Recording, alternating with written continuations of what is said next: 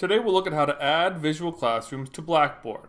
So we'll start from our home page here where our Bio 250 course editing is on. Let's go to the content section. From content, hover over your build content and go to web link. On the web link form, the name can be anything. We'll call it visual classrooms.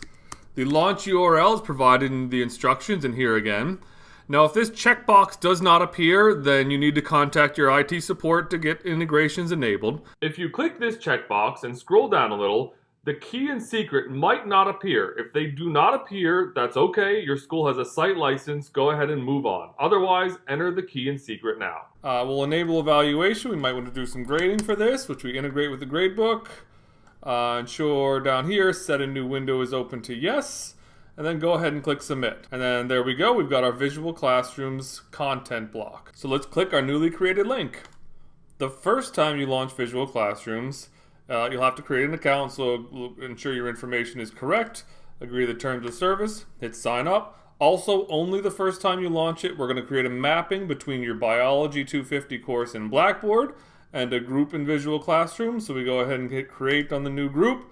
There we go. We're now logged into Visual Classrooms. We're at the groups page. We see we've created our new group. The student process is very similar to the teacher. From my Biology 250 homepage, as a student now, I go to content, I click on Visual Classrooms.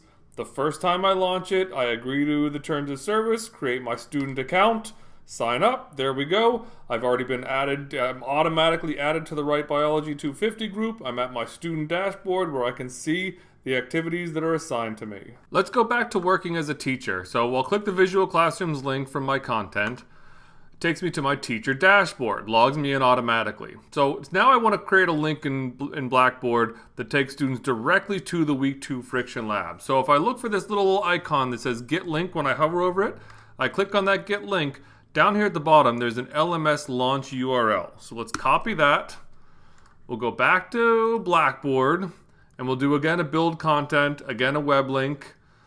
And this time we're going to do Week 2 Lab. And we're going to paste in that LMS launch URL. You can see now it's got an ID after it.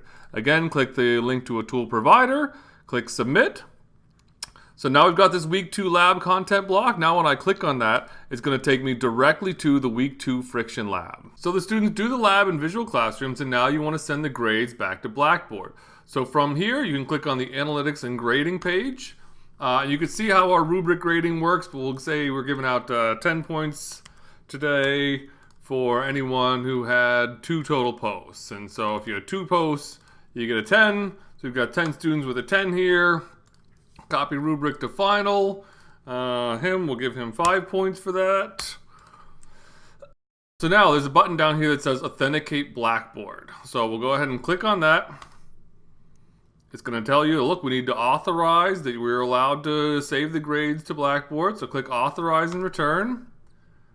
Now the very first time you do this, you'll be asked to allow Visual Classrooms to perform this action for you. So go ahead, click Allow. When you return to this page, it'll automatically launch the save mechanism. You'll see there's 2 different assignments we can save this to. This is our Week 2 Lab. We click Week 2 Lab.